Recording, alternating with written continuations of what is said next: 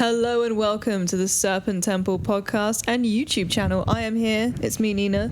This is Floyd. Sup. And we are joined by a special guest, Jonathan Selzer from Metal Hammer. Is it Selzer or Seltzer? Selzer, because everyone always thinks it's like seltzer with a T, like the drink, or the pill. Oh. So yeah, I'm guilty of that. My nickname was always Alka-Seltzer, but no, it's Selzer. Selzer. Just to differentiate from the headache pill. No, you are not headache pill. We are going to be exploring the experience we had at Damnation Festival and Night of Salvation this weekend. It is currently 1:30 a.m. so this is the freshest review you could possibly have. We're still I'm a bit sort of zozzled, but in a good way. Oh, we did Hellfest the same night, didn't we? Did we? I thought it was the morning. Or was that the next day? It was the next day. We did it on the balcony. Maybe we got Today's attacked by technically those fucking moths. Oh yeah. Yeah, but who else has been on 6.3% sour beers other than me? That's true. I'm a pro. You are here for real. Let's see how loose I could be.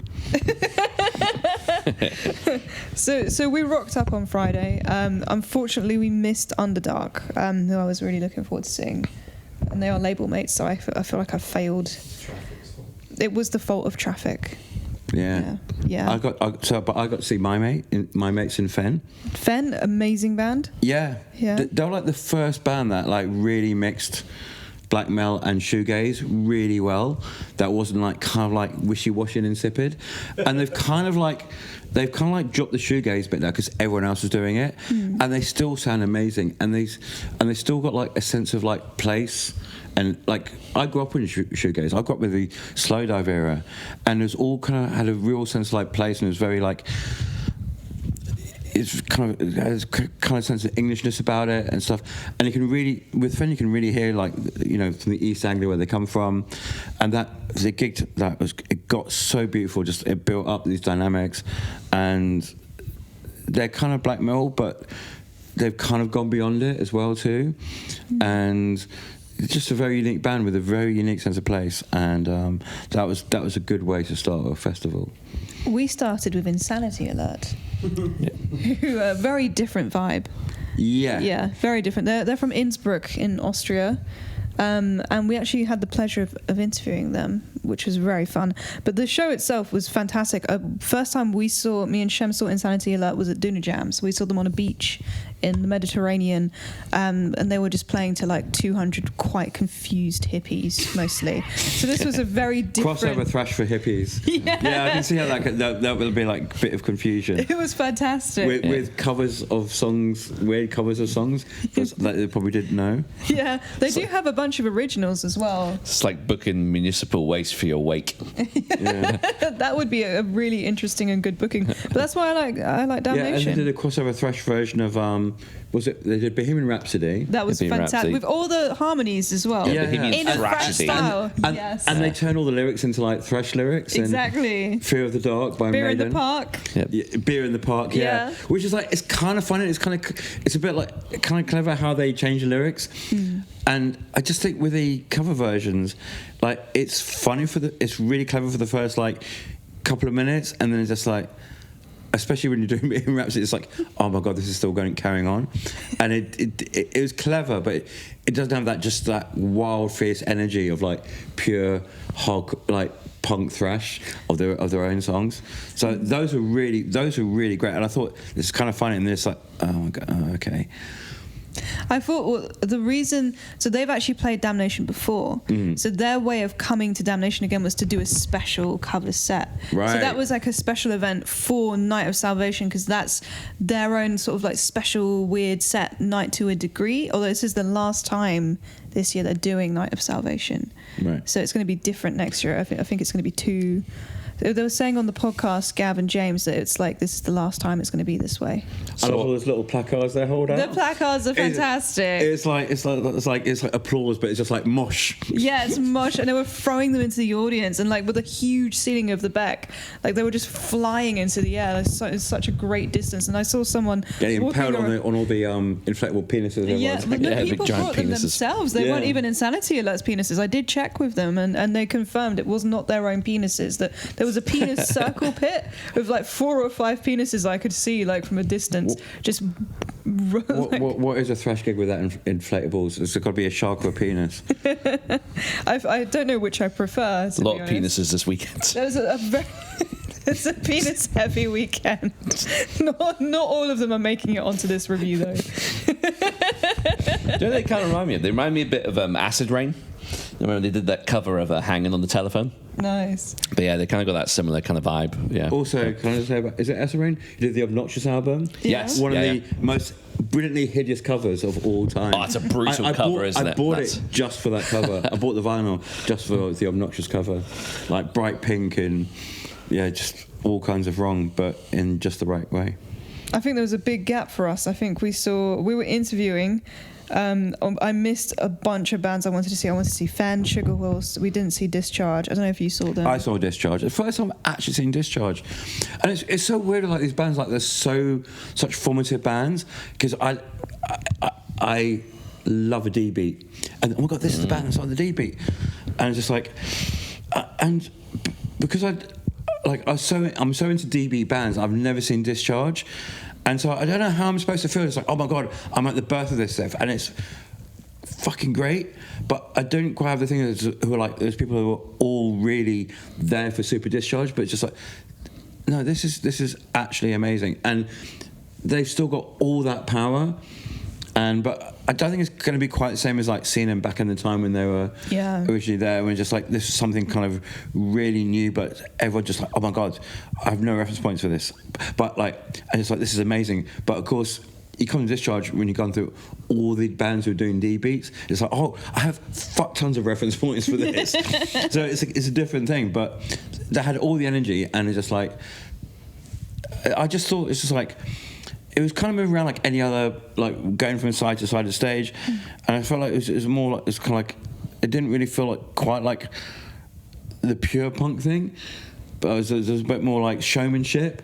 Just like, our punk band, I want them to be spitting in that confrontation, and so you don't get that kind of original confrontation you had with them. It's just that they're kind of established now, but I wanted that sort of like fuck you confrontation that would have been at the original, but you're not going to get that, and it's kind of like a nostalgia thing. But it's just still great seeing the original source of all these Discord bands that I love. I kind of had a similar thing. I went to watch Sick of It All earlier this year. Right. And obviously, well wishes to Lou from Sick of It All, who's going through his cancer treatment at the moment.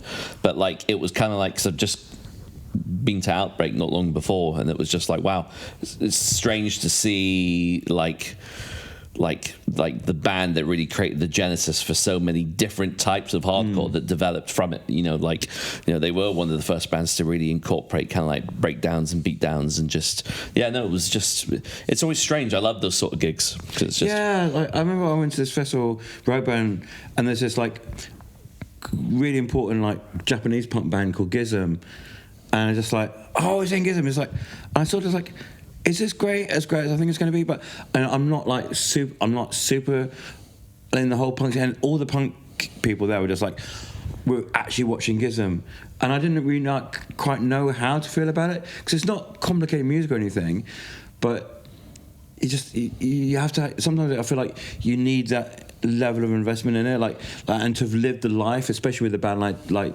Discharge. So I was kind of, I felt like a slight remove from it. It was so great, but I kind of felt like a slight remove from it, as much as I was absolutely loving it and finally getting to see Discharge live, which is, I should have seen them a lot before that, but so I've ticked that one off, and it had all the energy. It's just it's not like seeing them the first time around. And I wish I had. They were booked for Desert Fest, didn't they? They played Discharge. I thought they played the same year you guys played, did they not? but also, they were doing that whole classic album, Hear Nothing, Say Nothing, and so I feel like in my head I felt like this is like a really important moment. And but I kind of feel like that's got more ahead. But I was still just getting into it just for the experience of it, not like, oh my God, I'm hearing this classic album by Discharge. So after Discharge, there was Mourning a Burial at Sea. Did you see any of them? Yeah, I saw I saw Morn. Yeah. And I think they sort of had like a. So what I'm thinking, sometimes these things are going to blur, and I think they had it like they reminded me a little bit of that whole era of like Black Flag, and it's kind of thing that chat parlor kind of resurrecting. It's kind of like this kind of very same tempo chug that kind of builds up, and so it's kind of mid-paced chug, and yeah, it was good. It's just like, again, it's just like I was actually there the whole era of like Big Black and all those kind of amphetamine reptile bands that like Chat Parlor going for, and I kind of feel like I've heard this before, but they were good. It was it's nice to see that kind of come back in. I just wish they'd kind of I found this with Chat Parlor. I wish they'd kind of reinterpret it a bit more and change it a bit more and make it a bit more contemporary, but it was good. So after them was Employed to Serve. I didn't manage to catch the whole set because we were talking to Insanity Alert, but I did hear them while we were talking to Insanity Alert. Obviously, Justine and Sammy are like, they look after us as a band. They're amazing people, and we got to play with them about 2 days ago. So, I mean, the incredible band. So I can kind of give the two-day previous review of they were amazing in Guildford, playing the Halloween show, Employed to Surf, which was a fun spin on things. I mean, I wasn't at that gig, but I saw the pictures. Yeah, fantastic. It was amazing. Really, really cool. Yeah, Justine was like a mermaid with a trident, and she was brandishing it triumphantly. It was so cool, and it was amazing to like see them play a small venue like that as an intimate show, just put on by themselves for fans, then to go on and play at a massive arena that was rammed, and people like, you said it was rammed anyway. It seemed like, for the pictures and videos I saw, an amazing set as well. Bigger crowd than Decapitated. Bigger crowd than Decapitated. They're kind of a hometown they're kind of a bit of a house band for Damnation, aren't they? They played quite a few times, so I think they've got, it makes sense they get a good reception there. Yeah, I like the sound that they kind of sound really angry, but they're also like really good fun. Yeah. And it doesn't feel like one's taken away from the other. Yeah, they balance it so well. Yeah, and there's just like, the song's kind of, I feel like there's a lot of kind of stuff building up to this kind of ball of anger, but they still make it fun. And I love all the tempo shifts, and I like when they kind of go into these sort of like groove metal aspects. And yeah, it's and like you were saying earlier on, it's like it's a very really good example of what. Sometimes I'm a bit funny about modern metal, because I'm a massive horrible elitist and probably a gatekeeper or something, but they're a really good example of what it can do, and give a real sense of community as well when they play. Yeah. And I think that means a lot. Yeah, I've never met an annoying Employed to Serve fan. They're all they're all just loving it, and they're all doing the Walls of Death, and it's really cool. And like, they're all just incredible musicians, and it, to me, on a personal level, when people are also really nice people, I like their music even more than I already did in the past, and they're a perfect example of that. And she has a killer voice. Justine has a great harsh vocalist. Vocalist. She's a really good performer as well. Like, she really knows how to work a crowd and perform to a crowd. Everyone in the band is like working together so well. You can just tell they have like a really good musical and personal relationship. And so unfortunately at this point in the day, I was really ill and I had to go home, so I missed the bands that I really wanted to see. Like, one of them was Mizmor. Ocean obviously are completely changing, I think, their lineup and calling it quits. I really wanted to see LLNN because they're performing new material, and they've said it's even heavier than their previous material. We did get to say hello to them in the merch area, and they're podcast alumni, really, really cool people. Have you listened to LLNN? I have, and it was gutted that they were the same time as Cult of Fire. Yeah, that was a crazy brutal clash. Yeah, I saw the stage setup for Cult of Fire in like some of the pictures people took. It looked incredible. Yeah, I don't know how they get the massive cobra heads. Yeah, do they flat pack? How do they do that? I don't know.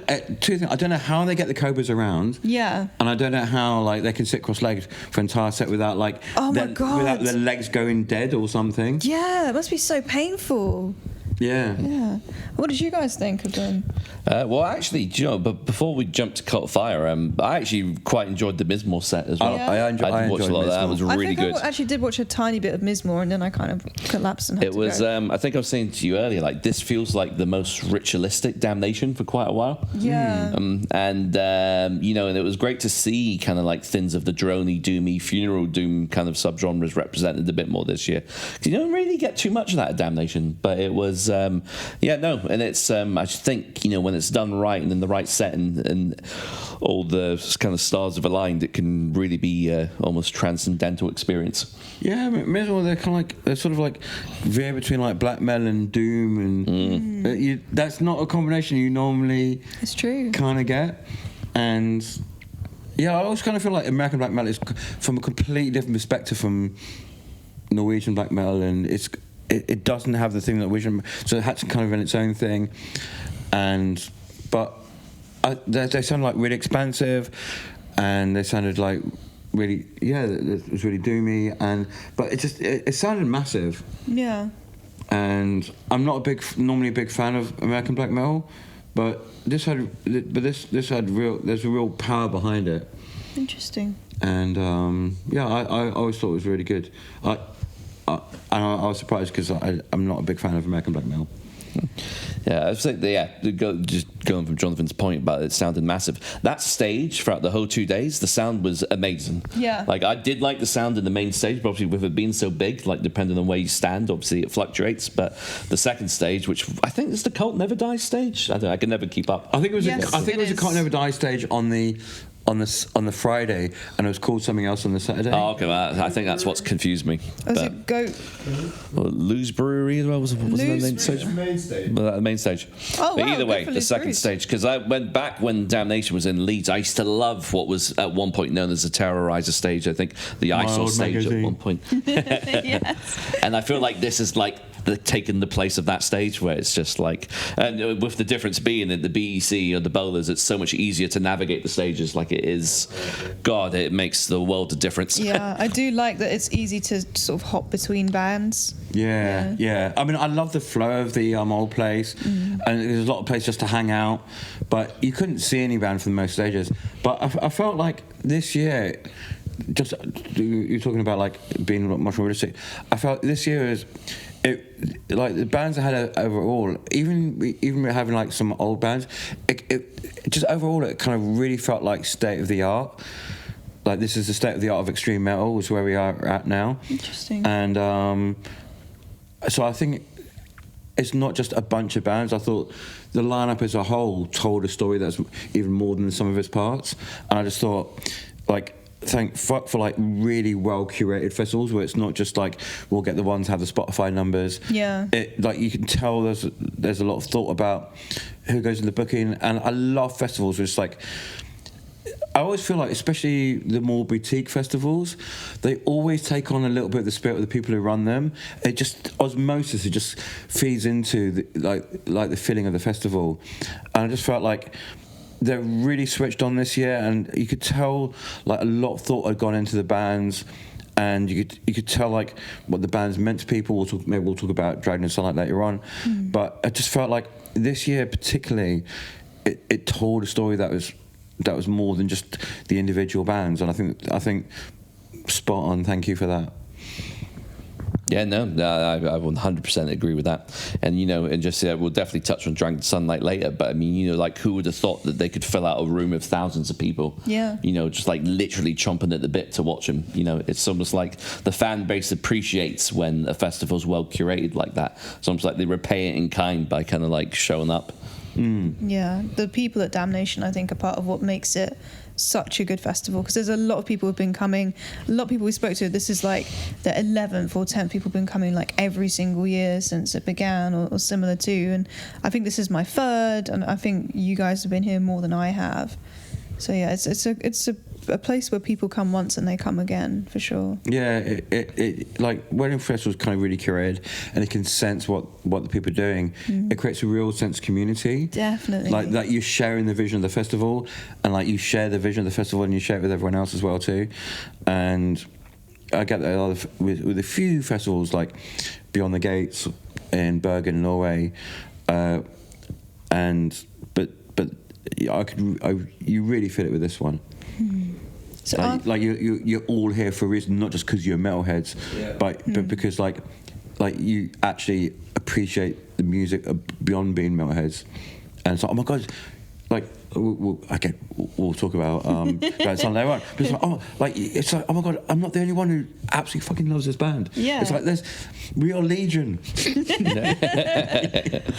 A thing I think as well that's really helped this year is obviously Gav and James have started the Two Promoters One podcast, and I think that's actually added to the sense of community quite a lot, and I really like that. A lot of people kind of have seen all the work that's gone into booking the festival, and like a lot of stuff that, you know, even as someone who's in a band, like I don't always think of things from a bookers or promoters perspective, so it's been really interesting to see all of it coming together literally over a year, and it culminating in this, like, in that night. So it was quite special in a way, and I think a lot of other people I spoke to, like loads of people were bothering Gav and James, which was quite fun, and they seemed to sell out through a lot of their merch as well. They had the towels, obviously, so it was really, really nice to be thinking about certain things that I heard them saying, like during parts of the day, with, like, you know, changeovers and like riders, all these different aspects of the festival and how smoothly it was going. So that was really impressive, I think, just being able to pull that off. Yeah, and the only way you pull that off, I think, when you're like doing like something to that scale, is you have to have a sense of it as a totality. Yeah. And then it's like, so you're not just constantly reacting from, oh my god, I've got to do this, got to do this. Like when you understand how everything fits together as like as a totality, like it's much easier to kind of work out what you need to do to deal with this thing, because everything is kind of connected, and a lot of appreciation for that. For treating it in that way. Yeah, well, after Cult of Fire and LONN, we had Decapitated playing the Negation. Yeah, we haven't really talked about Cult of Fire, apart from the fact they had big old cobras. It was great. I loved it. It was Shem will wax lyrical about their former drummer Thomas Korn, who was a drummer for like Gatecreeper Flame, which is like one of the most just like unsung gems of the death metal genre. I think someone commented on the deep dive you guys did recently, like, because you guys did a deep dive on it's worth watching. Get like Gatecreeper Flame reformed. Shem says Gav reform like Gatecreeper Flame. I wonder how much that would cost. One like on our reform like Gatecreeper Flame. That'd be quite funny. Yeah, it's interesting. It's like the visually how like the evolution of Cult of Fire. So I remember when they had when I say long, tall, pointy hats. Oh yeah. So, you know, and like not those kind of pointy hats, but they're tall, pointy. And remember he used to sing in front of like the crossed scythe. Yeah. And then they've kind of gone to this kind of like this very sort of Indiana Jones. No? Yeah, Indiana Jones. It's great that they're playing on Diwali as well. Yeah, that's a good point. Yeah. There's a lot of candles this weekend. Yeah, and I've always said there's not pineapples in Black Mill. They had the pineapple on the table. SpongeBob tribute. And I felt like at some points, Jen, I kind of felt they'd gone a bit wafty and incensey musically, but they kind of went back to more the black metal things. Cool. But there were moments where they were kind of going off on one and doing something really interesting, and I wish they'd stretched it out a bit longer, but they were great.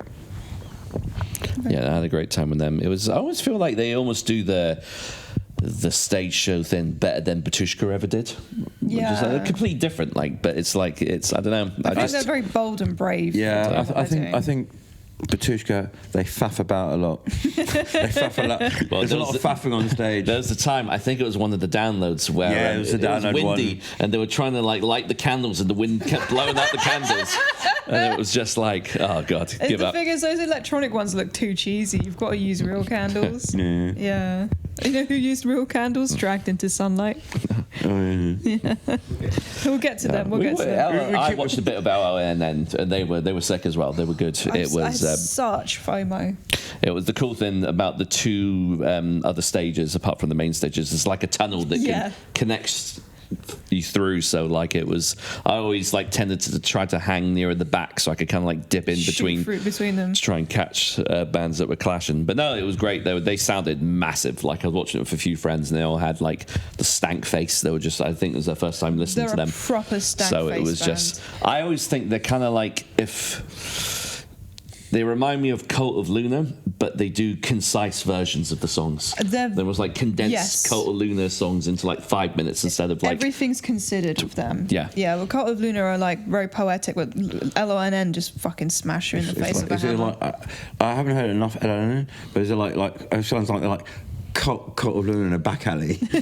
Yeah. They're amazing. Honestly, they're going to be huge. They're already I get the growing. sense. Yeah. Like, in the sense, I get the sense of them in like Pigs times 7. Pigs. They're honestly one of my favourite bands of the last few years. I feel like they're the two gnarly bands that are that you could really feel this momentum behind. Yeah. It's like if Cult of Luna were roadmen. Roadmen of Luna. Cunts of Luna.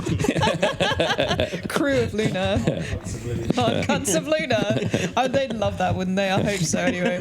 They had really sick merch as well. I'm often repping you got that Xenomorph shirt. My Xenomorph LONN shirt. Yeah, it's so good. It's literally this like perfect shade of green. Yeah. So should we move on to Decapitated now? Yeah, it was like, so they were playing the Negation in full, which was the album they released in 2003 or 4. Don't quote me on that. One of those years. But yeah, so they had Rasta, their kind of long-time-ish vocalist, leave the band recently. They had the new guy, Emily. This was his debut show with Decapitated, but they also had Sauron, the original vocalist, come on for a few tracks as well. So they was kind of like swapping out. And what was cool was because the Negation's only about half an hour long, and that's even with the Deicide cover. So they still had time to kind of like change the graphics at the back and change the banner and play like a set of some of the more newest stuff, which is definitely a lot more kind of like groove and like kind of like a bit more modern metal vibe. But I love the Negation album. You know, it was when they were still kind of like more of like a pure tech death band, and Vog is just an absolute wizard. Like me and Shem were talking about, like he's just got so much confidence on stage, and it's just everything is just done to absolute precision. And you know, for everything the band went through, I feel like it's just great to see them. I got quite moved when they changed the band. What did it say? It's like from pain to strength. Yeah. And also, just when a band is that tight, it transcends what it is. It just becomes something else.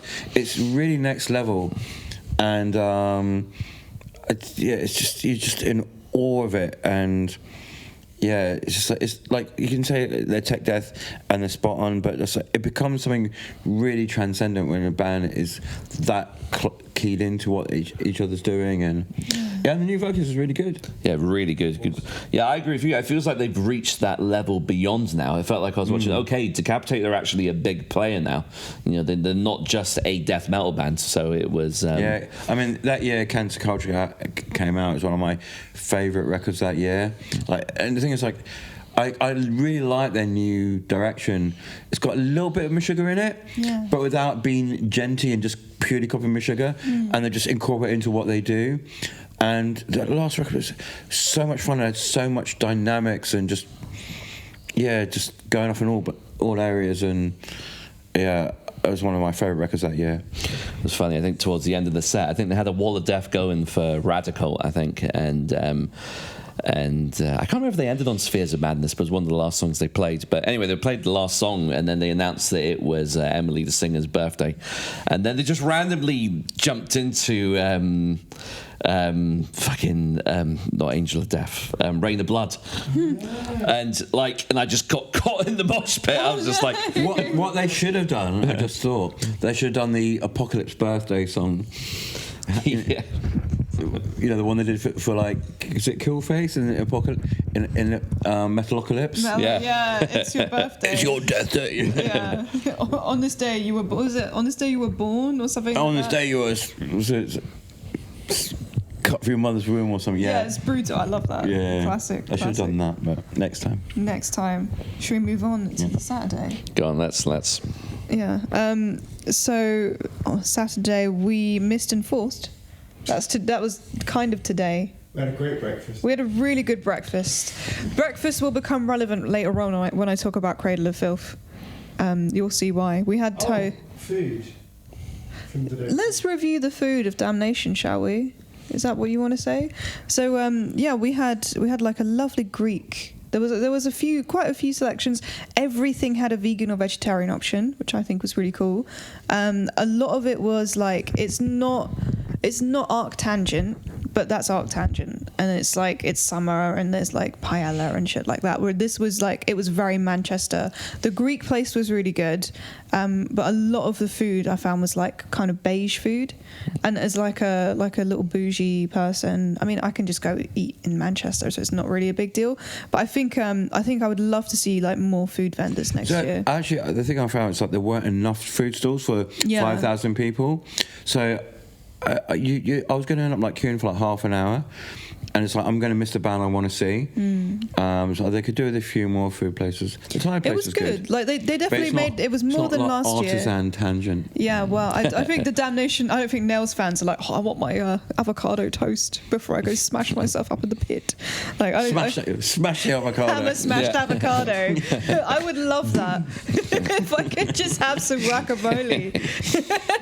No, honestly, it was really good. I can tell like they really put thought into everything, and I have to say the app was really good this year as well. So it has a clash finder. You can color code like everything, multiple colors. It's got a map of the entire arena. We also noticed as well that there was a whole seating area behind the merch area, because one of the big gripes I think a lot of people had was in an arena this big there isn't much seating, so you're kind of tired pretty quick, and a lot of people who are coming to Damnation who've been coming for a while are getting to that point where we kind of need to sit down a little bit more than we did 10 years ago. At least I'm finding that. Yeah, it's a problem. It's a common problem with bowlers, because had a similar thing when Outbreaks held there. I mean, even more so this year because they had the outdoor stage. But it's even worse in the summer because you either stay indoors where it's really hot and sweaty, or you're outdoors where it's still hot but you're just getting baked alive by the sun. But no, I think that seating area was like much needed. And it was even though I didn't use it, but it was a covered one too. So if it had rained, people would have been able to congregate there. Yeah. So I think that was really good. You know, I can tell just probably people. I think Gav was just wanted to minimise complaints and to make sure everyone had like the right amount of food, the right amount of seating. And I think it's a difficult. Like the last venue was difficult. This one's difficult in a different way. But I personally think it's a lot better. Yeah. Than merch setup's pretty good. I like it. I love the merch setup. It's I'll never forget going into that merch tent at Hellfest, and it was just like 20 degrees warmer outside. It was just like Jesus. I remember like the year you weren't there that year, the 2-week year, it was 56 degrees Celsius inside. 56. They recorded 56 degrees in the metal market because it's in like the covered tent, and they can't really control that. That's like Death Valley level. Yeah, it was horrific in there. It was super humid as well. I felt terrible for the people like just working massive shifts in there. Did they have fans or anything? No, it was just hot. It was just hot. We barely went in. Yeah. Jesus. It was great. I think they probably they probably lost a lot of sales because of the heat. But then a week later, it was like 20 degrees instead of like 45. Yeah, it was mad difference in temperature. Anyway, that was the food and a Hellfest review all rolled into one, and the app review, which is so cool. And also the app works when there's no internet, which there is none. Which there isn't. There is none. Like halfway into the venue, it doesn't work. And then if you come back, it sort of works for a bit. But it was in and out. Yeah, it was really inconsistent. I would randomly get a message and try and respond and wouldn't be able to. Yeah. So I missed Enforced. We missed Pine. We heard a bit of Pine at Arctangent. It is Pine, it's not Pigeon. It's not Pigeon, it's not Peen. I thought it was Peen. I legit thought it was like Peen. I don't don't know why, but it's Pine. I always imagine it was Dutch, like Picken. Picken. Pechen. If you're from the north. We missed A. Williams, sadly, which would have been a nice, easy way into the festival. So it's not. I got A. Williams and Gillian Carter mixed up. So yeah, unfortunately we missed A. Williams. Apparently Gillian Carter is not a person, it's a band. So strange. I tried to Google. Like, who is this Abigail Williams? Abigail! It feels like a King Diamond about to happen. Well, apparently Gillian Carter's bass amp exploded right at the beginning of their set, and they lost a few minutes. That's all I know about the Gillian Carter set. Right, yeah. Yeah. Yep. I kind of walked past it on the way to. Where was I on my way to? You went to watch High Parasite, did you? Yeah, I did. I only caught the last 2 songs. Yeah. How was that? It was good. It's like it wasn't as quite as like goth pop as I thought it was going. That's what I thought they were doing. It's more from the 2 songs I heard. I feel like it's more like that kind of era of Paradise Lost. Their kind of goth pop era, which I'm all over anyway. Love it. Nice. And but it was having a blast, and like Aaron, and he wasn't like had no need to go in almost like into a fetal position. One of the guys looked like a pirate from One Piece or something. That was good. There was really good vibe in the room. I'm not sure I got enough of it to get the full sense of what they were trying to do, but I feel like they're going into like that kind of goth rock era, which is it's always an element of what they did anyway. Just different emphasis. I think there's going to be a bit of hopefully a resurrection of that era soon. I think it's been going for a long time. I feel like things are bubbling up to the surface there's that band Cemetery Skyline, and it's like all these. It's like Marco Stanner and it's like members of Catatonia doing like real proper goth pop, and you can tell they're just loving it. I mean. All of us of a certain age, we're all like 80s and goth kids at heart because we grew up through the 80s. Us older folk, and it just yeah. I think ever since like Beast Milk came out, like, and In Solitude's Sister, like everyone's like rediscovering their goth side. There's so much coming through, and there's a lot of metal bands doing side projects of goth stuff, and you had like even black metal bands like Secrets of the Moon, who just went pure goth. So yeah, it's in all of us. I think we all love goth. I feel like the aesthetic of black metal is super close to the goth aesthetic. Yeah, and also like the last Paradise Lost, like, a few albums had real. They brought the gothic element back again. Yeah, I mean, there's a small G gothic element to like bands like Watain. It's kind of like walking through the Twilight realms kind of feel. And I like Jonathan Holton's approach. He's been supporting The Cure in the UK recently this week as well, and the album dropped yesterday. I think it might have been The Cult, not The Cure. Oops. Yeah. My bad. You're correct. It is The Cult. It begins with a C. Yeah. My weakness is mixing up very similarly named bands. That would have been so cool if they were supporting the Cure. That would have been really cool, but of course not. My brain is doing a brain. My brain is doing a brain. Brain's braining. Brain's braining. Yeah. Yeah, but look at Tribulation, and they went from like death metal to being a goth band. Unto Others, they're so cool, and it's like, but they fuse it so well.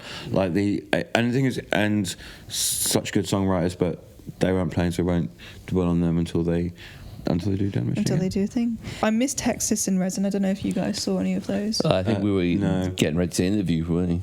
Oh yeah, we were interviewing. We were hanging out with Dool. Yeah. Oh. Yeah, that was cool. We had a very lovely conversation with Omar from Dool, and then Gatecreeper. Oh my! The arena was more full, I believe, than it was for Electric Wizard last year. I got on a limb. I'd say there was a very large percentage of the people there that were there to see Gatecreeper. I've never seen it that far. Well, I think like like it gets a metal crowd. It's like doom crowd is something different. So, and who doesn't love classic death metal? Everyone loves death metal. Yeah. I think Gatecreeper were lucky enough to be one of the first recent bands to be part of the OSDM kind of revivalist thing, because like a lot of other bands have done it since, and it's just the same thing as it always goes with death metal. Somebody does something and it becomes homogenized, and you've got thousands of clones afterwards. Yeah.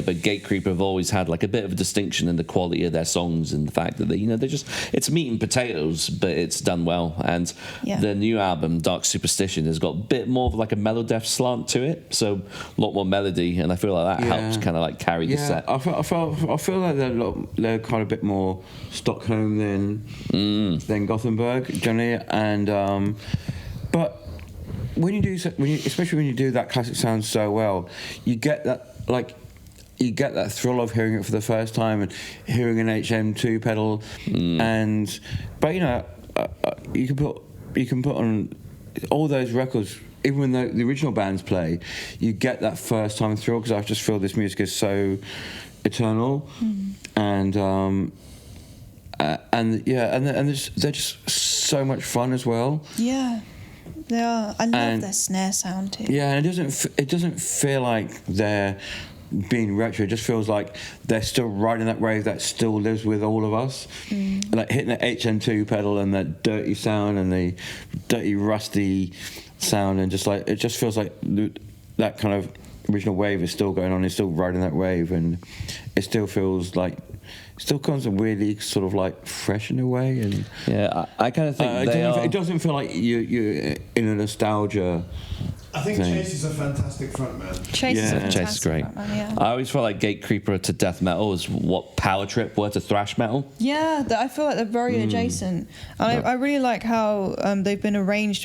So it was Gatecreeper, Obliviscaris, and then Nails. And I think that's a really good contrast between the bands. 200 stab wounds between that as well. Yeah. Who I think we were also busy doing kind of work stuff. So heard bits and pieces. But I heard, the great thing about the press room is you can hear the stages, so you can kind of monitor the entire festival from the press room. But I heard from some friends that 200 stab wounds were pretty good. It's like Panopticon. Panopticon. They've got to get Panopticon to play, so we could all sit in the press room and just this roving astral project. Sauron just training. It's just an ear of Sauron. Listen to Sauron from Decapitated. Everyone always knows about the eye, but no one ever thought about the ear of Sauron. Yeah, we've got the mouth of Sauron, the eye of Sauron, but I wonder what the ear of Sauron looked like. Well, we're talking about Alan Moore. I'm sure it has like a little ear trumpet going on. When we're talking about Alan Moore, it just reminds me of that's one of the cool things I loved about V for Vendetta that they didn't do in the film. You know, how you had the different parts of all the 5 senses of the government that were like looking in on everything. Like the film kind of like truncated it into just like one kind of thing, but that was always cool. I love that in V for Vendetta. That's really sweet. Yeah, comes with the body politic, innit? Anyway, so. Yeah, I thought, body politic. Yeah. No, but just they have the ear, the eye, and the mouth. Yeah, of course, body politic. Yeah, and that's a very biblical thing too, because you got like all the stuff in Revelation and shit, like everything's body parts and fucking Anyway, we're going down a tangent there, but yeah, Gatecreeper fucking rocked. Also, really good merch band, and I think that makes a huge difference. And we bought some Gatecreeper merch today. It was so hard that they had like a beautiful hoodie, but it was like £55. I imagine it's lots of green and things wriggling on. It's wriggling. It's like 90s colours. Yeah, it's so those hard. lurid 90s colours. Yeah, it's so hard to find those colours these days. I want them to come back. I always want to start my own clothing brand so I could just make those colours on things. We walked past someone this morning on the way to breakfast with 90s coloured shoes. He had like lurid green, like lime green, purple, yellow trainers on. I nearly stopped him just to ask where he got his shoes, because you don't see those these days. You don't see those colours anymore. I just feel kind of old, but I miss them. Yeah, I love that about Gatecreeper. They should sell cheese graters and call them Gatekeepers. Like the ones that collect the cheese at the bottom. Anyway, after that was Black Tusk and 200 Stab Wounds, who we kind of heard from a distance. I had to take a break doing that. A break. Obliviscaris. Oh my god. Oh. Yeah, it was sick. I've always really liked that band. So there was another album set, and I've said this before when we reviewed Damnation, but I kind of like how Gav's kind of taken a bit of like the Roadburn-esque approach of doing these specially curated sets, like these album sets. I think it helps draw a bigger crowd sometimes. I think we saw that in 2021 when you had like Jane Doe, Prowler in the Yard, Slaughter of the Soul, and Street King in the Plane. Like, that immediately completely, just made up for the loss of Ministry. So it was kind of a blessing in disguise. But yes, Citadel, it's only a 10-year-old album, but for people who are like fans of the band such as myself, it's always great to hear an album in its entirety. And I think especially in this day and age with how people's attention spans this TikTok era are just more focused on not even a whole song, but even just a segment of a song, and it's just a segment of songs that go viral. It's great to be able to experience an album in its entirety in the way that it should be enjoyed. and then Obliviscaris himself are fantastic musicians. Like Tim, who's the clean vocalist and violinist, is just on a different realm when it comes to how he's able to juggle everything, and it's cool. I can understand how it could be a bit much for a lot of people, and I think they throw a lot of shit at the wall, and I think like that maybe turns a lot of people away. But are the songs like internally coherent? Like they don't feel like that. I didn't get to see them. Does it feel like there's things that are extraneous, or does it ever feel like it needs to be? Yeah, there's not much fat. That's the thing. There's not. Yeah. It's pretty concise, and like it's there's good elements of there's ambient parts, there's groovy parts, there's some moshy parts, and they've got some beautiful melodies, and they did a good thing because I feel like sometimes when you've got a violin in a metal band, it could come across really gimmicky sometimes. Yeah. But they do it in a way where like everyone's very virtuosic. Yeah. But it still feels like vital to the band. Yeah. No, but it was great. I'm at the whale of a time. I tried to get Barrier, but it was like it's too busy. I was listening the whole time because we were talking to people, and I went down. I was like trying to extract myself in a polite way to go and see as much of them as I could, and I got there just before the end. But the thing I love about Obliviscaris is that they almost write their songs like classical music. There's movements in the songs, and like you said, there's no fat. They everything's considered, and they're virtuosic to the point where they don't need to show off. So whenever they actually do stuff with the music, it's good because they can make it good and make everything, all the ebbs and flows and ups and downs of the songs intentional. I'm really fussy about music that's overly repetitive or has too many sections or too much being done but not in an intentional way. And there's something about the way they write is just perfect. Like if I could choose a band to like play with, I would choose them. Like they're so cool.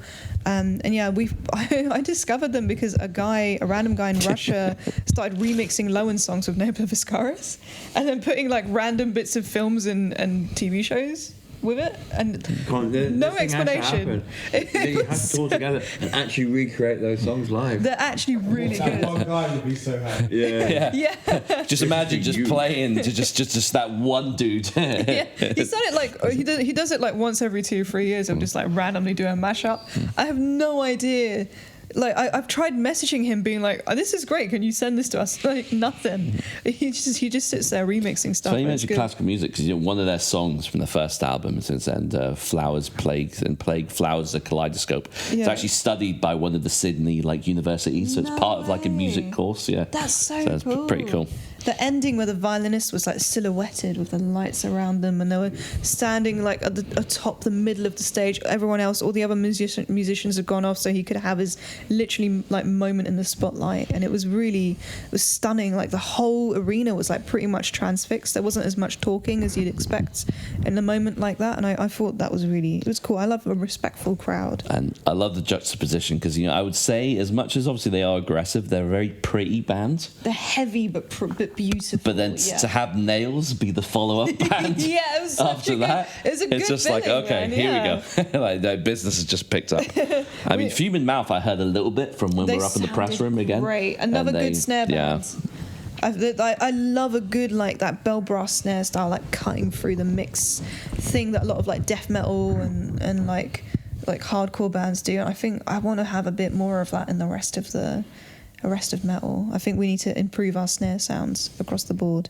But yeah, they sounded really cool. And then Nails was Nails.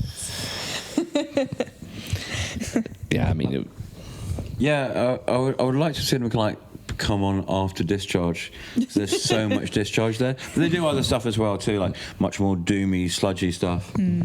But it's just like an ongoing sonic effect, isn't it? Yeah, it's just one of the heaviest sounding bands. Like the guitar just sounded suffocating, like it was really oppressively heavy. But good shit, and it was. I think it was the first band I saw that used pyro. Yeah, I think they were the first band with pyro. Which was a bit surprised. I don't ever remember seeing much. Employed to Serve had pyro. You're on right. Saturday, maybe. Yeah. But I don't remember pyro being Damnation. Yeah, I kind of felt like they felt like the headliners for the festival. Like they were the ones that were kind of people were kind of there to see, and it felt like an event.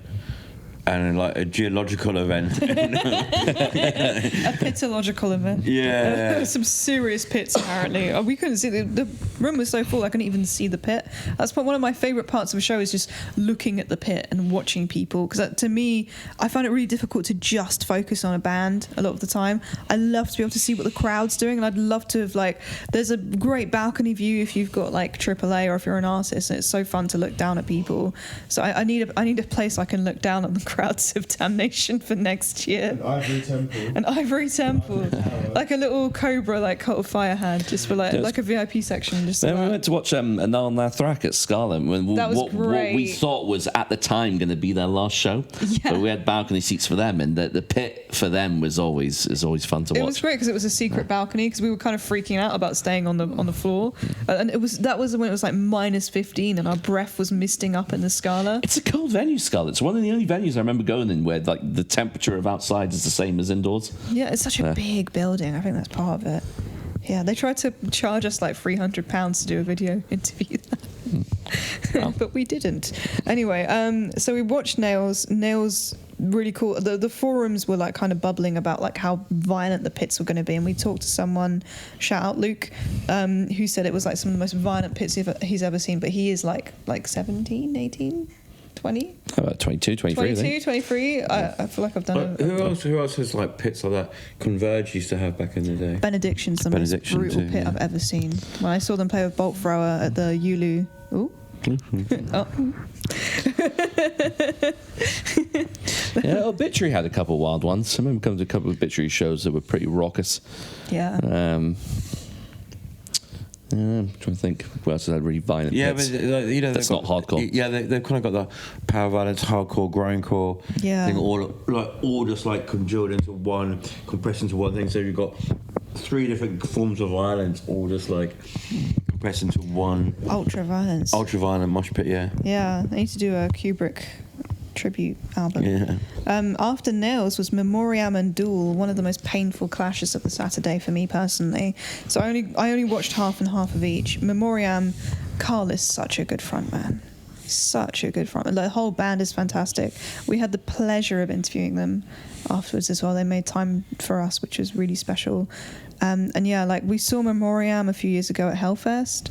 We've been following them from obviously it's Memoriam, it's like post-Bolt Thrower in memory of the drummer, but it's its own band and it's really special, and I think it must be frustrating for them to like constantly be compared to like something that they no longer are. So I try and separate that, and I love what they're doing, like the Seagrave cycles with the story that Carl is constructing across like multiple albums, and it's a really, really special band. They all have like really cool like relationship with each other that we kind of saw a bit of the dynamic when we interviewed them. And then Dool was really cool. But what did you guys think of Memoriam? I was dueling. You were dueling. You were gone full Dool. Yeah, like I went full Dool. And I love Memoriam and I love Bolt through it. But I just like Dool means so much to me, and like the album is it's just magical. Yeah, it's got, and it's such a rare thing that they do that I feel like the dynamics of I guess with Royal Thunder is that the dynamics are so unique and so storytelling, and I just feel like it's a map of inside the artist's head, of like an emotional map, terrain that you're traveling across. So they don't really sound like anyone else. Yeah. You can hear like elements of gothicness. They've got rock stuff, and you can hear like some of the members used to be in The Devil's Blood, but the dynamics are just, it's like a mental topography of the artist, and they have such an interesting like life history, and I kind of feel that sometimes with some tribulation happens too. It's just this sense of venturing into unknown territory, and this kind of tentative, but this wonder, and this kind of twilight realm that they're going into, and it's just so genuinely exploratory and on the edge of some kind of revelation, and you're going into somewhere sacrosanct, and this whole thing of feeling of just like you're going to discover something, but it's going to come at a price, and you have to go into those dark places and illuminate them, and it's all this going on at the same time, and just these themes of like androgyny and fluidity, and it's just absolutely magical. And as much as like, you know, Boltho were the band that got me into extreme metal, but if Dool are playing, you just have to be there and go through the journey. And what a frontman Raven is, just embodying it. And you know, their voice was like kind of shocked as the last day of the tour, and it wasn't at full power, but even at stunning. A 90% power, it's just like you just feel like you're living with this moment, and you feel like these songs have a life of their own, and it's like they're happening in real time, and it's just absolutely magical. It's like the band I wanted to, them and Dragged and Sunlight were the kind of the bands I wanted to see the most. Yeah, I found Dool were the discovery of the festival for me. So oftentimes it's difficult to kind of surprise me, but I basically did a little bit of research on Dool, and I heard Raven's voice, and I was like, there's something really special about their voice. They really do have a massive... Before I even knew they did a cover, I was like, they really have a big Jazz Coleman influence. Yeah. And then they played the Love Like Blood. Yeah. And they really... And they, like... It's true. It's kind of true in spirit, because I always felt like that album always had like a kind of, because it feels like they're discovering something as the songs write, as the songs unfurl as well too, and I always felt like that period of Killing Joke had this kind of twilight feel. That you're entering in this kind of twilight realm, and that's where the discoveries are made. And I get that with Watain too, in a very different way. But but what a perfect cover version! It's like really made it their own, and it like gave it meaning for them, as well as like being true in spirit to the original. Yeah, and that's, you know, it does everything a cover version should do, of like reinterpret it in a really personal way, and bring something latent out of the song. And make it your own. Yeah, I have huge respect for what Dool are doing. I think the album is incredibly special. We spoke to Omar from the band, because Raven's voice was too tight. We were going to speak to Raven, which is understandable. They've been touring for 4 weeks with Hangman's Chair, a Parisian band.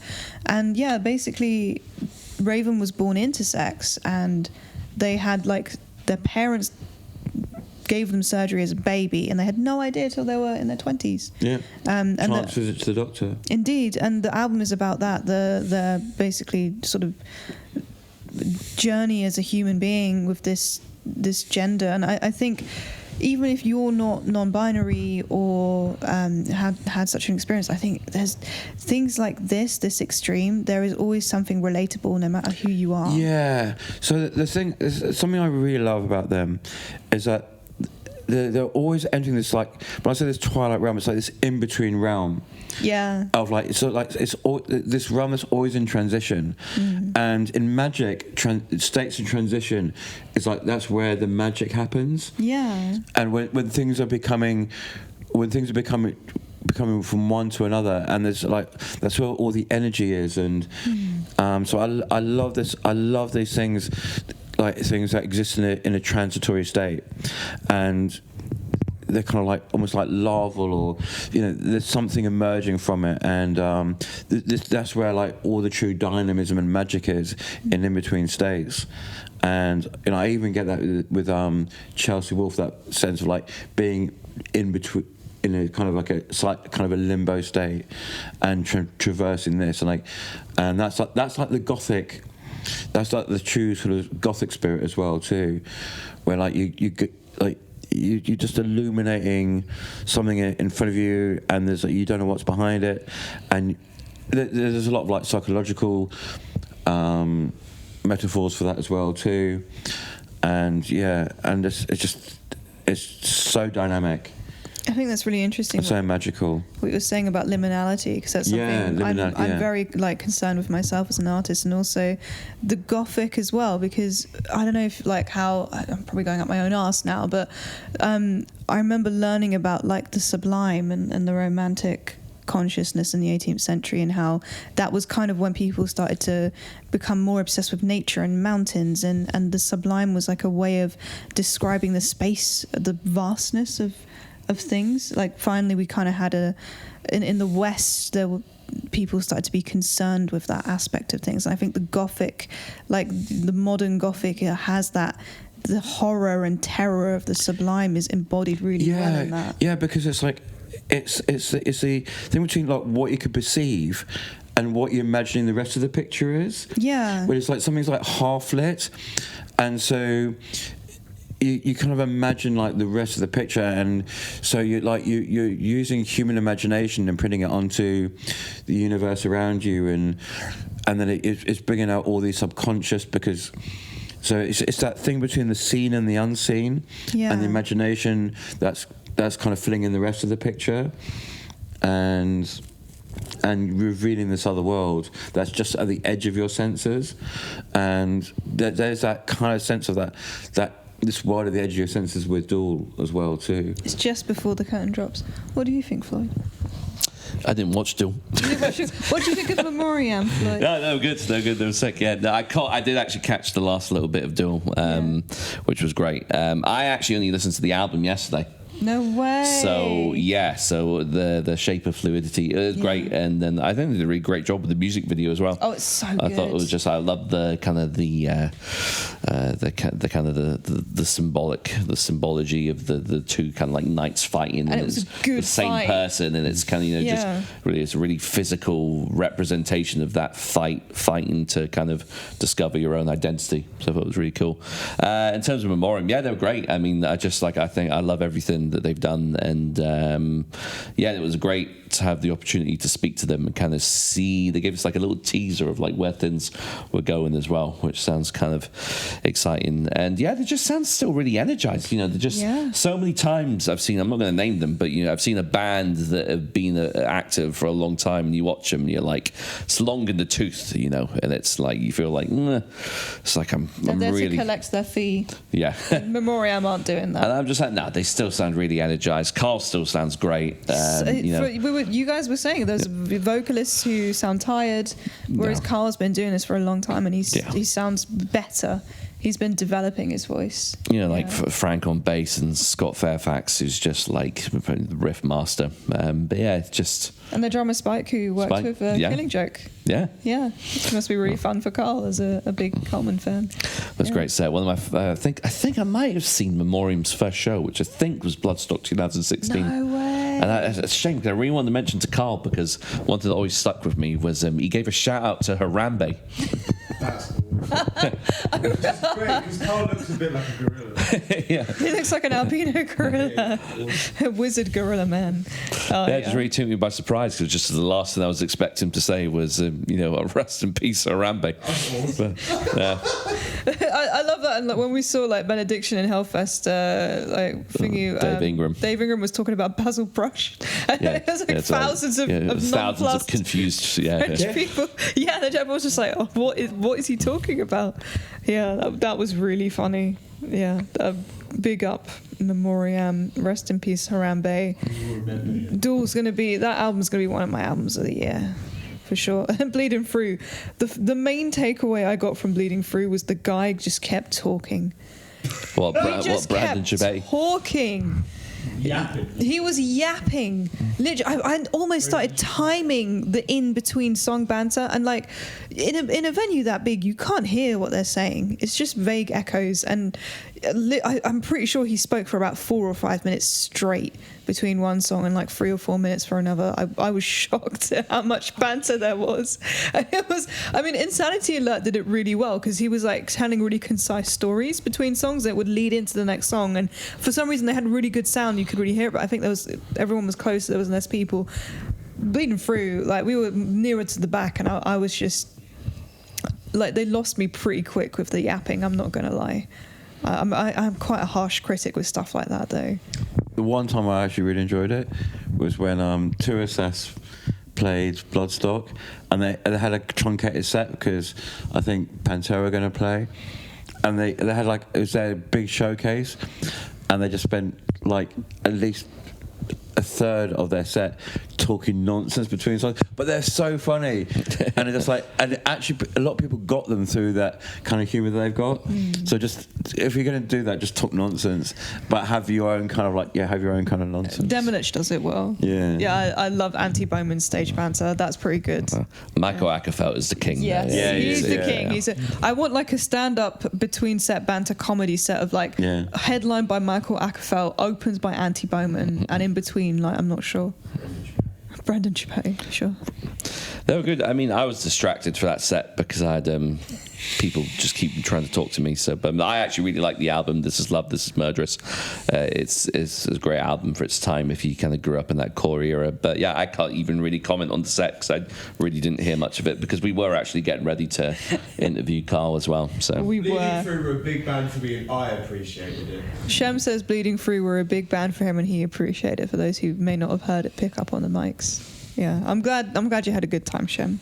That's great. And then we went to interview Carl, and that was really cool. And you'll be able to see it on YouTube at some point in the future or the present, depending on when you're watching. And then was the Ruins of Beverast and Into Armour, another clash. Yeah, I caught the last 25 minutes of Ruins of Beverast. Yeah, really enjoyed it. Yeah, kind of similar to Mizmor in the sense, kind of to what Jonathan's point, like really hard to pinpoint. Like it's hard to place them. Elements of black, elements of doom. They don't do the things that black metal do when they're doing the black metal, and they don't do the things that doom do when they're doing the doom. It's like, so for instance, like when they get in the normal doom moments, like doom is like, this is happening to me, but this is more like it's more like the voice of like some kind of realm that they're the music is describing, and I kind of feel like it's almost like the soundtrack for like some kind of like someone did an expansion pack on Silent Hill, and this is like the soundtrack for that. And it's black metal, but it's not black metal vocals. I always kind of wondered if they were like in the occult metal realm, but it's not really occult. But it just has this kind of really like sense of balefulness and sense of place, but just this. Yeah, I mean the title of the name is just like it's just this kind of like ruined realm that this is kind of the soundtrack for, but they just have so much conviction when they play, and like Alex is really channeling something, and he can't fake that, and it's just like they're really plugged into some kind of really primal power, and and it has gradual dynamics. Sometimes it's just this great expanse, and they got really emotional towards the end without being like emotional. Interesting. And I just think that I think it's one of those bands just like it gets people that aren't into extreme metal. And I don't know why. It's like there was a lot of people who were never extreme metal who were really into Bolzer, and they just got that. And I think a lot of people just get Ruins of Beverast, and it just triggers a sense of something inside of you. Yeah, it's also a bit tribalistic at times, and it just kind of really, for me, and not even so much sonically, but kind of taps into something similar that Bellwitch do. Just like kind of like cuts through and kind of got a lot of emotional gravitas to it.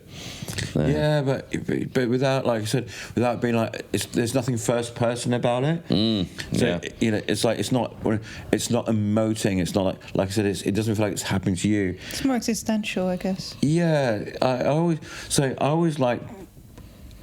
preferred like Swans over the Smiths, because like Smiths was like your diary, the Swans was like your existential plight, I guess. And just like it's the forces that are acting upon you, rather than just like this bad thing happened to me. I like those sense of like bands that have a sense of like higher forces. Interesting. So after Ruins of Beverast, we had Russian Circles, which we did not see.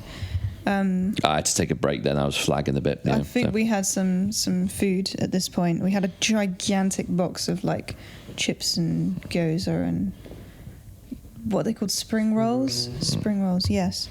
And then it was another lovely clash for you guys, Dragged into Sunlight and Ahab. I know you have lots to say about Dragged into Sunlight. Yeah, I was so like I did not realize actually how much they meant to people. I mean, I absolutely love their band, and they're a really important band for me when they first came out, and just this sense of just being absolutely swallowed up, and so I remember coming up there and it's like the crowd was like filling. I mean, it might also be because they haven't played for so long and they may not play again, but it doesn't matter. It was like, and they kind of remember the first time I heard like a now and a thrack of just this.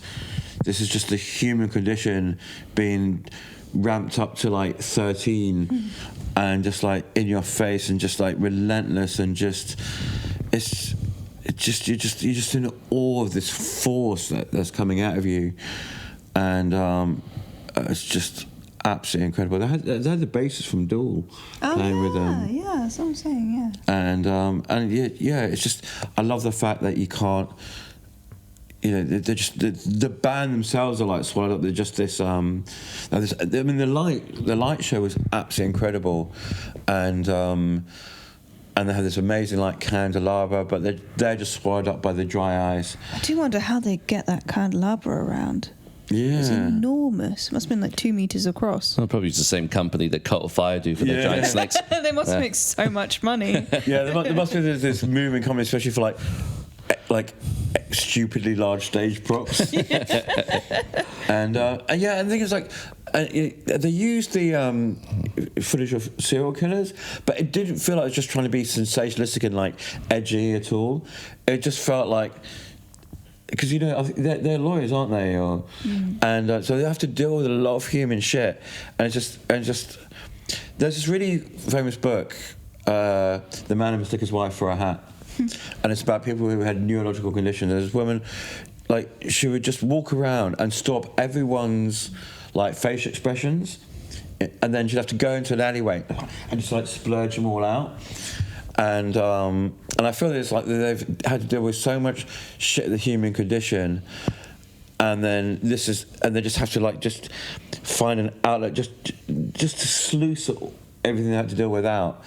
And so I felt like it wasn't them trying to be edgelords using the footage of the serial killers. I just felt like it was just kind of like this is kind of part of the human condition that we've had to deal with, and this is the darkest realms, and I've had to deal with it, and now I need to just let sluice it out, cleanse myself. And what was cool is they had I should have done a bit more research beforehand, but before the set started, they had like a VT of a guy talking, which I think was about was that the guy that did their album art? I think it was the cover artist. Who I think died. He said rest in peace at the end. Yeah. I had no idea about that, but that was pretty poignant.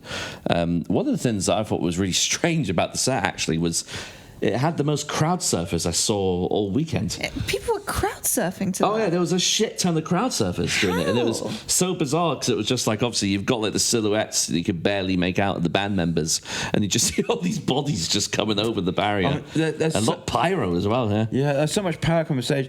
I feel like it's giving you involuntary claw. You just have to like let the energy, like find an outlet for the energy that's like coming through you. I just had a vivid sort of imaginary episode of like, I can imagine Peep Show having like a bit where one of them crowd surfs to Dragged into Sunlight, having like an internal monologue of like, I'm crowd surfing to this. What am I doing here? What's happening? This isn't normal. But yeah, I think it's just kind of, when you've got music that extreme and claustrophobic, I do feel like sometimes it's an artistic it's choice. An easy parallel to use, the darkest elements of the human psyche to be like, look, this is the kind of, this is the thing that we kind of want to show to be as fucked up as, but I don't know. Yeah, I hear you. I just feel like serial killers aren't the darkest part of the human psyche. I think they're the most popularized part of the darkness of the human psyche. Maybe I'm being an edgelord, but I think there's far worse stuff out there. I think there's war crimes. I think there's stuff happening in the world, past and present, that's way more horrific. So yeah, there's a difference between like the serial killers is like, it's like an individual psyche thing, whereas like I guess it's a more Western thing because they're all white as well, and they're almost all men, But whereas I feel like the most horrific acts in history have not been from serial killers. Yeah, and the thing is like war crimes is like there's a machine behind it. I don't know. I mean, in was it Malaysia that they would slaughter entire villages whilst playing gamelan? They'd bring orchestras and they'd start playing this like incredibly complex, beautiful music while killing whole entire families, women and children. And I don't think you should necessarily play like a video of that while you play your death metal set at Damnation. But I don't know. I think we need to. I think people need to start branching out from the serial killers. I don't know, but that's my opinion. Yeah, again, it's just like if you feel like the thing is like there's a real with Dragon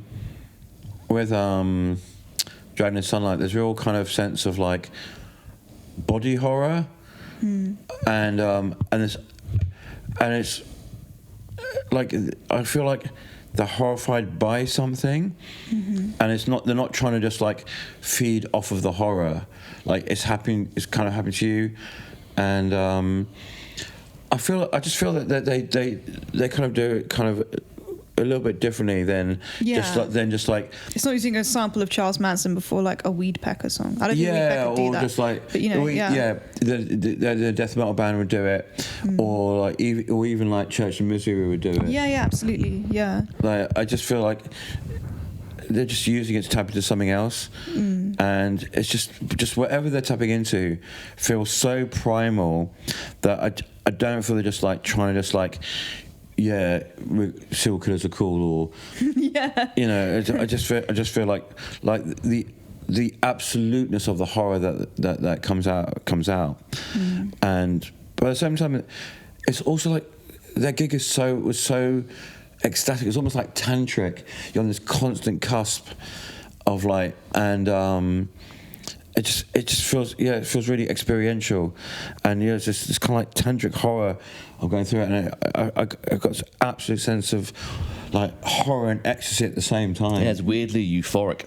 Yeah. Sounds like you were being edged for about 45 minutes. Yeah. So, but then you're being taken to places where like it is ambiguous. Yeah. And then you can start to ask yourself questions about why am I like really responding to this, but sometimes extreme music should take you to those places where like you don't have the easy answers for, and you got to question yourself about why am I drawn to this. I think today has been a really good day for that. There's a lot of challenging aspects of some of the sets, and then other sets absolutely not.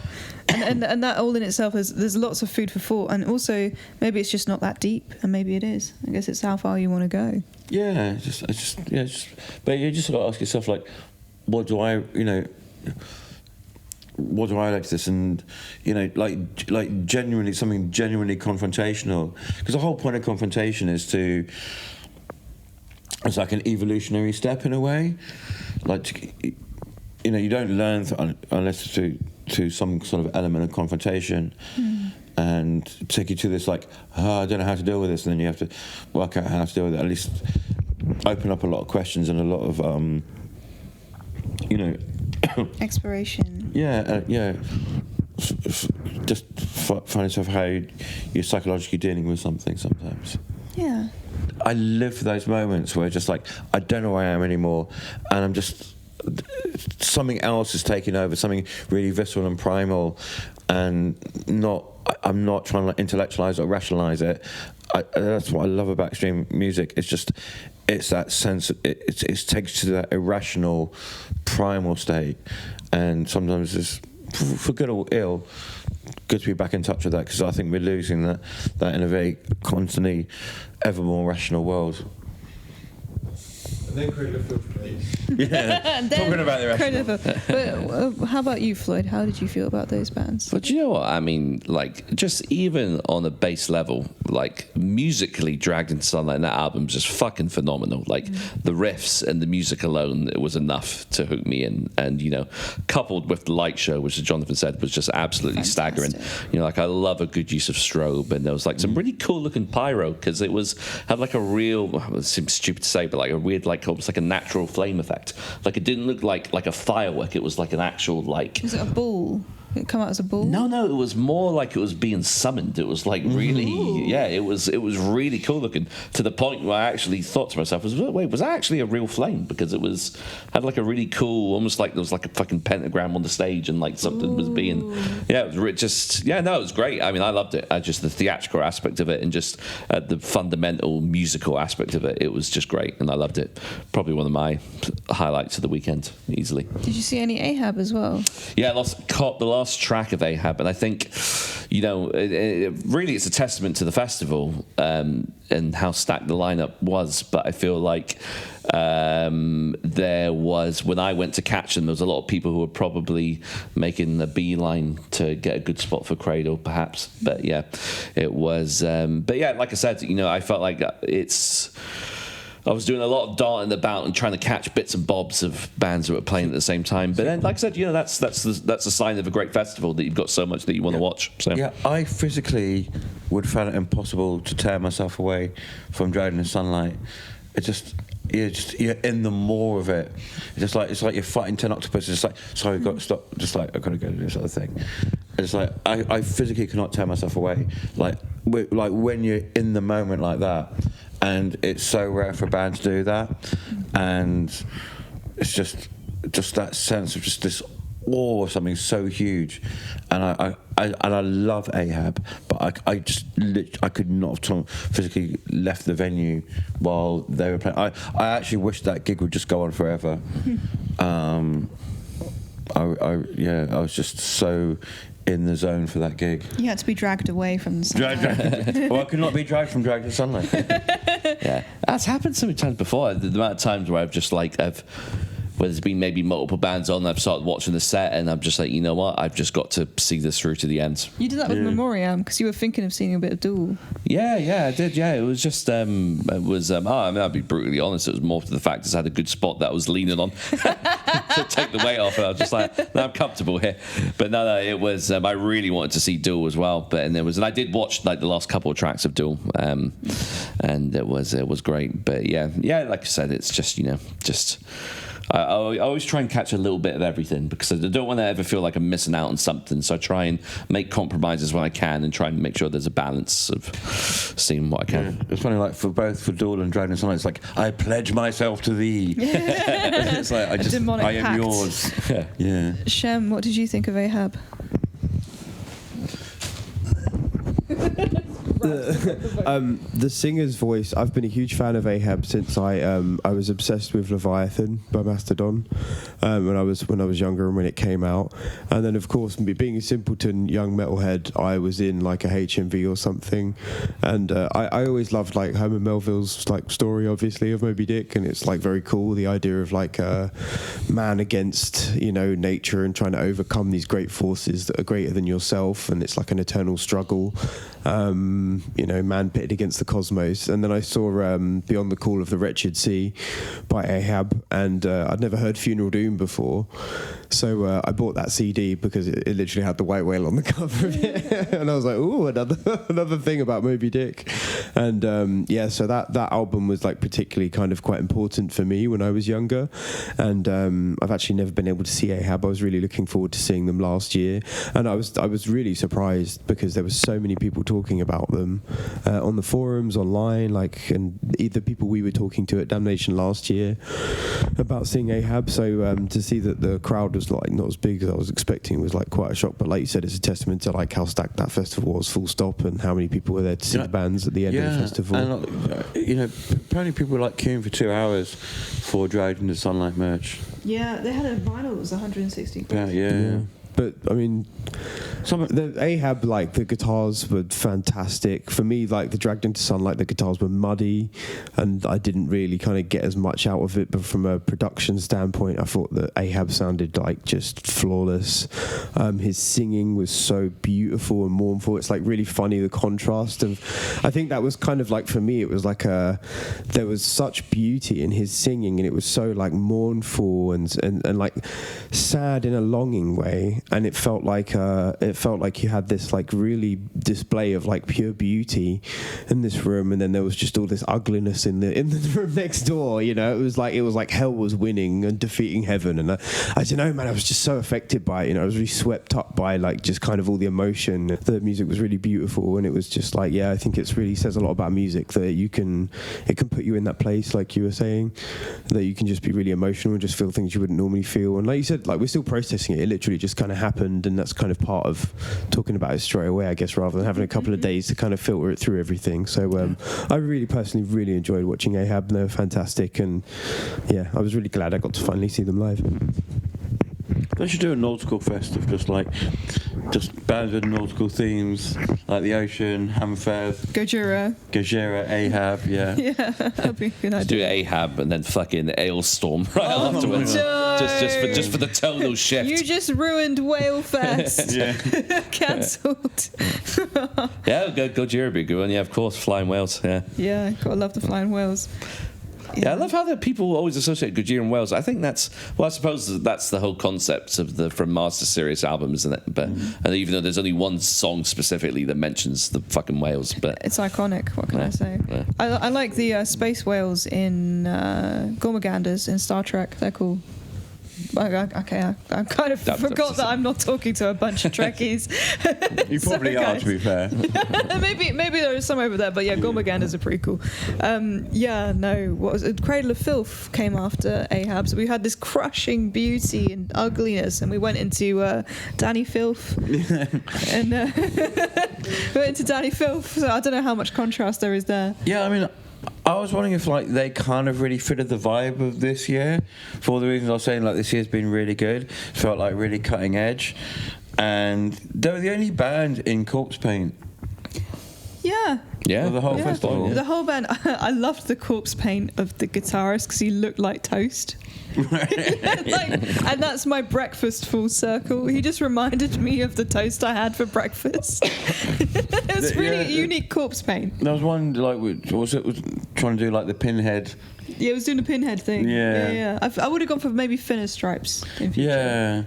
Yeah. But it wasn't like so. I thought it went down better than I thought. It fitted kind of better than I thought it would. Yeah. Since there's a lot of old school people hit there, like the band, and it was a very old school set. They had really good stage dressing. Yeah. Like kind of not quite H.R. Geiger and like goofy skeletons, and not quite the Korn microphone, which was H.R. Geiger, and lots of pyro, which was fun. And Danny Filth's outfit, fantastic. He's jumping around. His vocals are extremely technically very well executed, and he has just played a bunch of shows as well, so his voice must have been quite tired too, but he was doing a really good job of, I don't know how he does that high.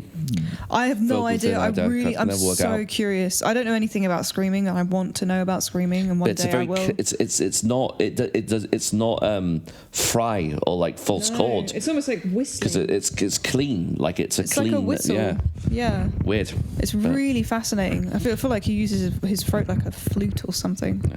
Sounds a bit like one of those Aztec death whistles they use in that Zompantly album. It sounds like a death whistle. That's a really good way of putting it. Gav, book Zompantly. Zompantly, please. Yeah, you gotta get Zompantly. Please, Gav. Book Zabalba and book Zompantly. That 2 for 1, Zabalba and Zompantly. That is good value booking right there. I don't want to tell you how to book your festival. Fucking hell, Zompantly.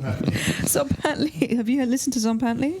No, I mean, Zabalba I know. Oh my god, Zompantly is literally, it's fucking Aztec death metal. Ruins of Bevras meets Boltford. It's so good. Right, Zompantly means skull rack, and they use actual death whistles, and like they use like proper fucking instruments. It's all about the mythology of the region, and oh my god, the vocals, the groove. The first album is one of the best debut albums of any band. It's so good. It was my album of the year when it came out by a long shot. It's just juicy as fuck. $20 spin, I think it was it? $20 spin, yeah. A really good record. They released another one this year as well, just as good, but the first one is a really good starting point. It's just such a well-crafted album. Yeah. Put it on the card tomorrow. Yeah, let's do it. Yeah, but so as a headline, I didn't feel like everything was leading up to Cradle of Filth. It felt almost like a coda. And it was like it wasn't that busy. It was busy, but not that busy for headline. Certainly, probably one of the bands that had the least people there. But it wasn't like it was empty or anything. And the people there were absolutely loving it. There were a lot of people just for Cradle of Filth. Yeah, really but that's the thing. Yeah. And so I remember when I used to see them back in the day, it was always like people just wearing Cradle of Filth t-shirts, and I felt like that was the only black metal band they really liked, because they're just kind of more like goth kids, and just like they seem like kind of a parallel to the black metal scene or the extreme metal scene, rather than like real part of its The first time legacy. I saw them play was on a lineup with Septic Flesh, Gorgoroth, and who else was there? Was someone else. It was a proper black metal. It was Gorgoroth doing the crucifixion with the naked people, and Septic Flesh had their cool outfits and stuff. I felt like they do have like a real adjacent place in black metal, but this was in like 2000 and something. But it's adjacent. It's adjacent. It's very much so. I do think this was a very adjacent Damnation. There was a lot of liminality there.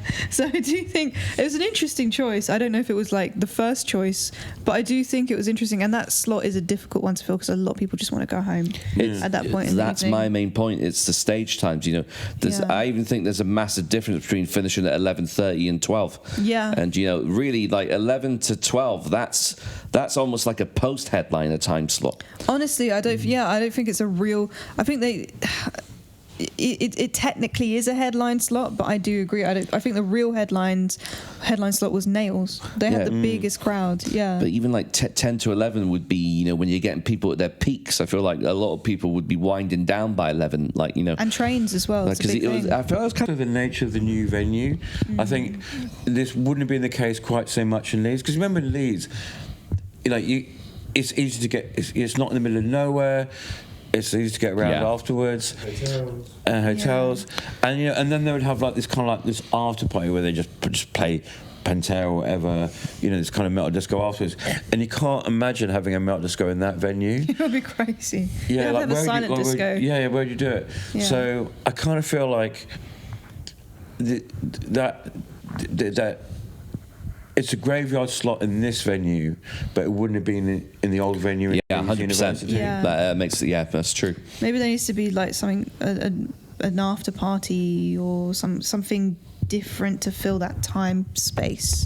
Yeah. I think a lot of people also want to save on accommodation. They just get the train back to wherever they're from and they leave earlier. I think in a way it's a good thing, because it does filter out the people who are there for the undercard and the people who are there for the headliner who really want to be there. And that's like a whole extra sort of section of tickets that's being sold, because they need to sell tickets so they can book the next year. Yeah, like the festival needs to survive. I mean, just the nature of the space of this compared to the Leeds one, there's something quite different about it, and while still kind of and it's funny how like in a big vast space it feels like it feels more underground than it has done before in a way. I don't know, it's really weird, just the sense, because you get a sense of like how big the crowds are, because all the venues are like wide, they're not long. So, and you get a sense of like, oh my god, there's like this many people. You really get a sense of like the size of the crowd, and this many people, this extreme and underground an act, and I find that really uplifting in the new venue. Yeah. But then other things is like, you don't really want to hang around with, because the old venue was like a kind of like a social space, because it's like it's a university and it's a university union, and there's a bar in there, like there's an actual pub in there, so it feels like a social space you want to hang around in. Whereas this is like it's a BC, and it's like you come in, you do your thing, and you go. So it doesn't have quite that kind of flow to it that the Leeds venue had. So you come and do your thing and you go, and that's why I feel like in this new venue, like the headline slot feels like a graveyard afterthought in a way, I think. Yeah, I do wonder. It would, if there was like another room, if like where like Ahab played was like a break room that you could filter into the other stages, and from there that could be cool. Yeah. But then you've lost a stage. So And I liked in Leeds you had like, you could go off and they would have something at Boom. Oh yeah. There's all stuff happening around town. I do think maybe that's what they're going to do with Night of Salvation. I can't remember. I was in the shower and I was listening to the Two Promoters podcast. So half the time it's like obscured by the sound of water. But I think it's like when you move from one venue to another, like a bigger venue, there's always a danger of losing the spirit. And credit to Damnation, in a lot of ways, it's actually enhanced the spirit. I think it has. Yeah, you can see more bands now. Yeah. And it's like, and you really get the sense of.